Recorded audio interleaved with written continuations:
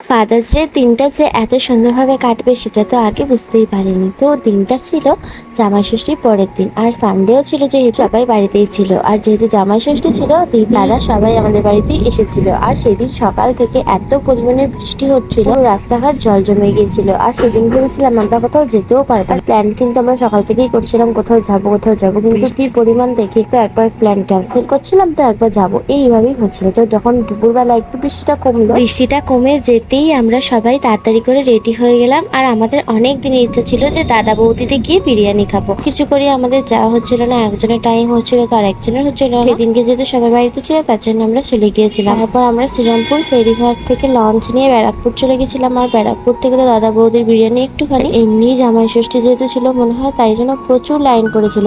আমরা গিয়েই দেখি এত বড় একটা লাইন পড়েছে। তো তারপর কিছুক্ষণ লাইন দেওয়ার পর আমরা সিট পেয়ে গেছিলাম। এরকম লাইন কি সবসময় থাকে নাকি কোনো অকেশনের জন্য পড়েছে এটা আমরা জানতাম না। তারপর ভিতরে ঢুকি, তারপর আমরা ফিশ ফ্রাই অর্ডার দিই। ফিশ ফ্রাই অর্ডার দেওয়ার পর আমরা বিরিয়ানিটা অর্ডার দিয়ে দিই। আর আমরা সবাই যেহেতু বিরিয়ানি খাই আর বাবা যেহেতু খায় না, তার জন্য বাবার জন্য আলাদা করে রাইসের কম্বোটা নেওয়া হয়েছিল। আর এখানে দেখো বিরিয়ানি, দাদা বৌদির বিরিয়ানিটা দারুণ খেতে। আগেও খেয়েছিলাম অনেক বছর আগে, এবারে খেলাম। আর আমাকে কিন্তু হেভি পিস দিয়েছিল, মানে চর্বিওলা, যেটা আমার খেতে হেভি লাগে, তো সেটাই আমাকে দিয়েছিল। তো খাওয়া দাওয়া কমপ্লিট করে তারপর আমরা বেরিয়ে পড়ি বাড়ি যাবার উদ্দেশ্যে। আমাদের সন্ধ্যাটা তো দারুণ কাটলো। আর বিরিয়ানিটার মধ্যে যা ঘিয়ের স্মেল দিচ্ছিল, মানে যা অপূর্ব লাগছিল খেতে, এইরকম একটা মাংসের পিস। তারপর আলুটা তো একদম মাখনের মতো নরম। আর বিরিয়ানি নিয়ে তো কোনো কথাই হবে না। তো তোমাদের কার কার দাদা বৌদির বিরিয়ানি সব থেকে ফেভারিট সেটা কিন্তু অবশ্যই কমেন্টে জানাবে।